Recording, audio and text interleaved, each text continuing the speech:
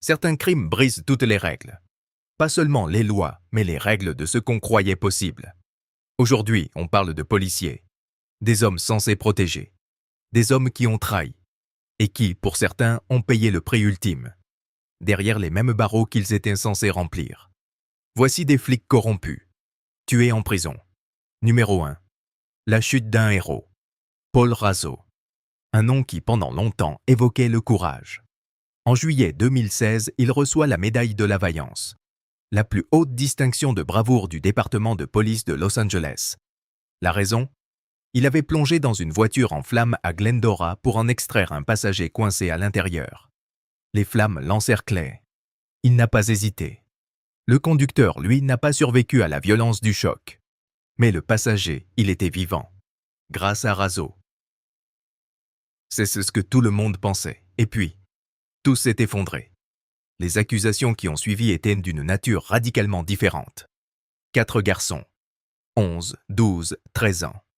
Des agressions commises à son propre domicile pendant qu'il était en service. La brigade des victimes spéciales du shérif du comté de Los Angeles a agi vite. Arrestation. Mise en détention. Caution fixée à 2 500 000 $. Le procureur Georges Gascon a pris la parole publiquement. Il a souligné le caractère particulièrement troublant de l'affaire, un officier de la loi accusé de s'en prendre aux plus vulnérables. Et puis, sans prévenir, Razzo est mort en détention. Selon l'officier Michael Gomez, il était traité pour une affection médicale préexistante. Aucun détail supplémentaire. Une autopsie a été ordonnée. Un homme décoré pour bravoure. Mort en prison avant même son procès. Une vie entière résumée par 2 images impossibles à concilier. Numéro 2. Le bourreau en uniforme. Floride.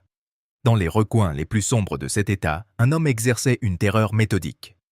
Gerard John Schaefer Jr., ancien adjoint du shérif, condamné pour le meurtre de 2 femmes en 1972. Mais le vrai bilan pourrait atteindre 26 victimes. 26. Sa méthode avait un nom. L'approche du bourreau. Il attachait ses victimes à des arbres, un nœud coulant autour du cou, et il les regardait mourir. Schaefer avait grandi dans le chaos. Père alcoolique, foyer instable. Adolescent, ses fantasmes avaient pris une direction inquiétante. L'asphyxie auto-érotique. Des rituels solitaires dans des zones isolées. C'est lors de l'un de ces épisodes qu'il a croisé Nancy Ellen Trotter et Paula Wells. 2 jeunes autostoppeuses, il s'est présenté comme policier en civil. Les a conduites dans un lieu reculé, les a enchaînées à des arbres, a passé des nœuds autour de leur cou, et les a menacées de mort. Elles ont réussi à s'échapper. Il a été arrêté et libéré sous caution en attendant son procès. Ce qui s'est passé ensuite est incompréhensible. Susan Carol Place et Georgia Marie Jessup, 2 adolescentes, ont croisé sa route. Il s'est fait appeler Jerry Shepard. Leur mère l'avait brièvement aperçu, sans se douter de rien. Les filles ont disparu. Semaines. Mois. Une affaire classée sans suite. Le 17 septembre 1973, le procès s'ouvre dans le comté de Sainte-Lucie, Floride. 5 heures de délibération. Verdict coupable. 2 peines de réclusion à perpétuité cumulative. Derrière les barreaux, Schaefer cultivait une réputation d'arrogance. On murmurait qu'il jouait les informateurs pour obtenir des faveurs. Le 3 décembre 1995, on le retrouve dans sa cellule. Près de 40 coups de couteau sur le corps. Le visage, la tête, le cou, le torse ravagés. Son agresseur, un codétenu nommé Vincent Fozo Rivera. Le bourreau avait trouvé son bourreau. Numéro 3. La commande d'un mari. Houston, Texas. 1994. Robert Fratta était policier et il voulait que sa femme meure. Farah Fratta, 33 ans. Assassiné dans le garage de leur maison à Atascocita, au Texas. Pris 2 balles dans la tête. Une embuscade froide et calculée. Robert n'avait pas agi seul. Il avait recruté un intermédiaire, Joseph Prack, qui avait lui-même engagé un tueur à gages nommé Howard Guidry. Tout ça en plein milieu d'un divorce houleux et d'une bataille pour la garde de leurs 3 enfants. Des voisins avaient été témoins. La police avait été alertée immédiatement. L'enquête avait rapidement remonté jusqu'à Robert. Il a nié. Pendant des années, des appels, des recours, des accusations d'irrégularité judiciaire, 27 ans de prison et au bout, la date d'exécution. Ce qui s'est passé lors de son dernier entretien est difficile à oublier. Quand on lui a demandé s'il avait peur, il a répondu calmement. « Oh non, non, vous plaisantez ? Chaque nuit, je prie le Seigneur de me prendre dans mon sommeil, je n'ai pas peur. » Et dans la prison de Huntsville, au Texas, quand le gardien lui a demandé s'il avait des dernières paroles, il a simplement dit non. Son conseiller spirituel, Barry Brown, a pris sa place pour prier. Robert Fratta a fermé les yeux. Sa respiration s'est ralentie. 6 souffles. Puis plus rien. Son fils aîné, Bradley, était présent derrière les vitres. Robert avait refusé de le regarder. Refusé de l'acknowledger. Jusqu'à la fin. Numéro 4. Le policier fantôme. Bélarus, Union soviétique. Un homme circulait librement. Un homme que personne ne soupçonnait. Mikhail Mikasevitch, connu sous le nom de Gnedy, était auxiliaire de police. Et pendant 14 ans, il a étranglé 36 femmes. 36. Mikasevitch était né en 1947 dans la région de Vitebsk. À 24 ans, et un double choc le brise, une hépatite. Et la femme qu'il aimait qui épouse un autre homme. Il sombre. Et dans cette descente, il choisit la violence. Ses victimes. Des femmes seules, surprises en chemin. Il les étranglait avec des ceintures, des écharpes, des lianes de fortune. Puis abandonnait leur corps le long des routes reliant Vitebsk, Polotsk et Lepel. Ce qui rend cette affaire encore plus glaçante. 14 personnes innocentes ont été condamnées pour ces crimes. 14. Des vies brisées par une justice aveuglée. Un enquêteur, Nikolai Ignatovitch, a refusé d'accepter ces fausses pistes. Il a insisté. Un seul homme était derrière tout ça. Il a étudié les scènes de crime. Relevé les similitudes. Dressé un portrait précis, métier, apparence, méthode. C'est une lettre anonyme envoyée par Mikasevitch lui-même qui a précipité sa chute.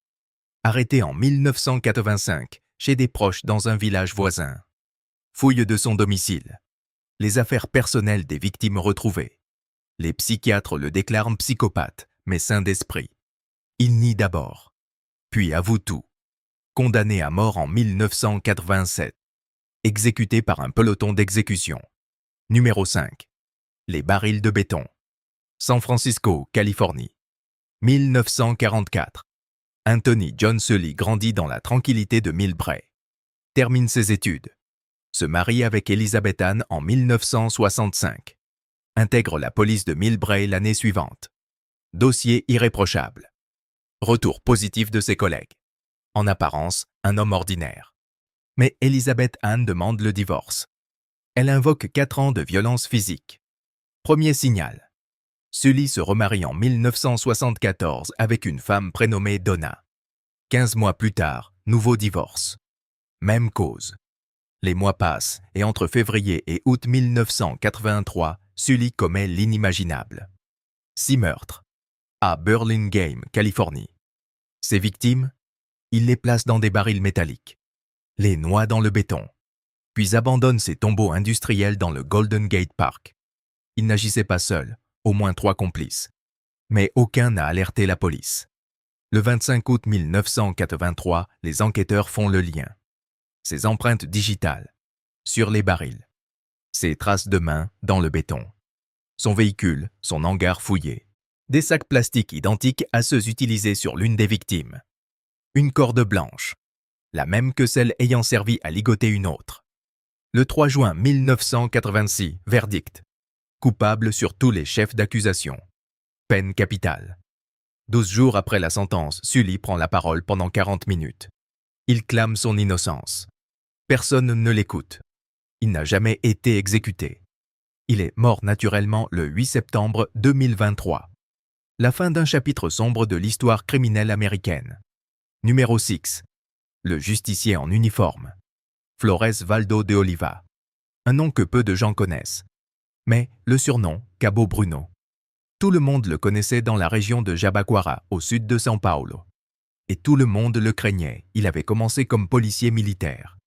Puis il était devenu autre chose. Un justicier autoproclamé.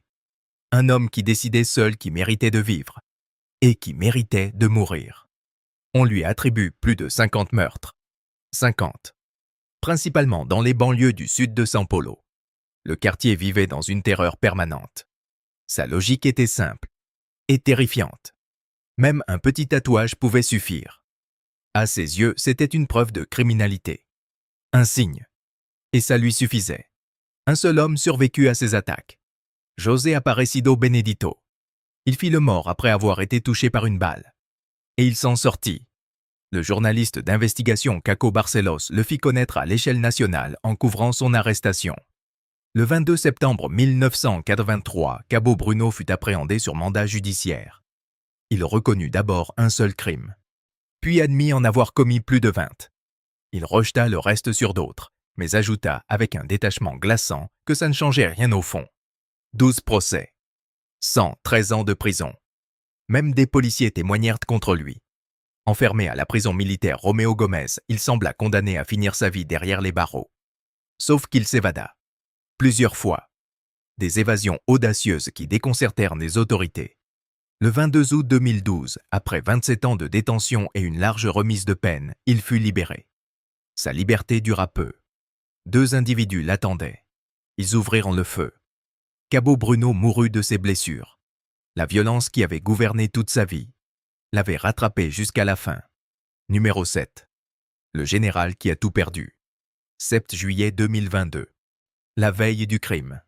Putri Chandrawati, 49 ans, épouse du général de division Ferdi Sambo, appelle son mari. Elle est bouleversée, enragée. Elle accuse un certain monsieur Nofriancia d'avoir eu des gestes déplacés envers elle lors d'un récent voyage à Magelang, en Java centrale.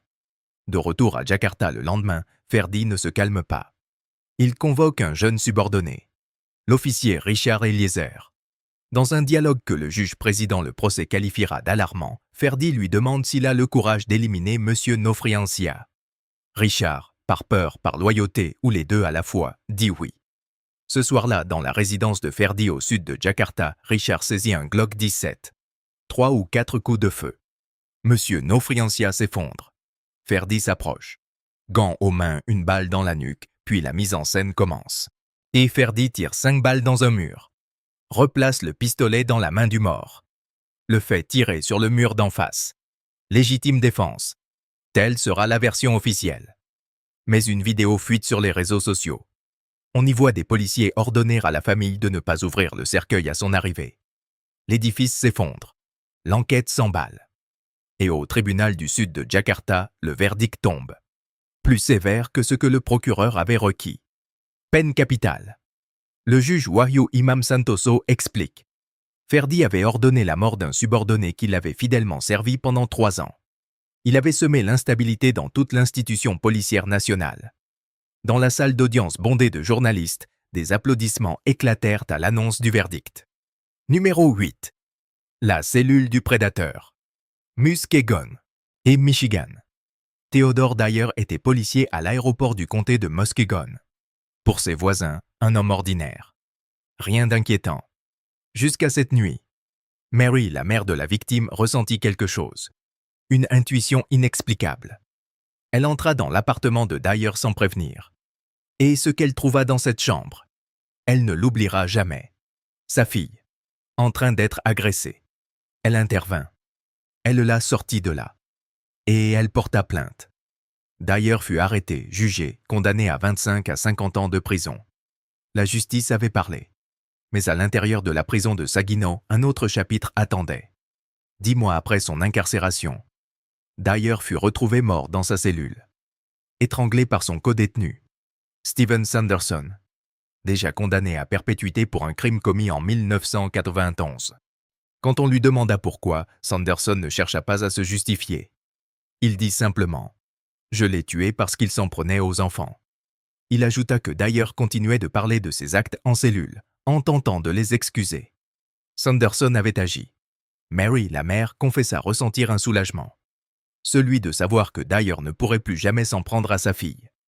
Mais devant le juge Fred L. Borcher, Sanderson reçut une nouvelle peine à perpétuité, avec possibilité de libération conditionnelle. Son avocat, James Ghost, nota une ironie du droit Michigan. Sanderson devait d'abord purger sa première peine à vie avant de commencer la seconde. Une sentence symbolique. Sanderson fut transféré au centre correctionnel d'Ionia, Le niveau de sécurité maximale du Michigan. Un homme condamné à 2 fois la perpétuité. Dans une cellule. Pour toujours. Si vous avez regardé jusqu'ici, abonnez-vous maintenant. Ces histoires ne sont pas terminées. Et les prochaines sont encore plus troublantes.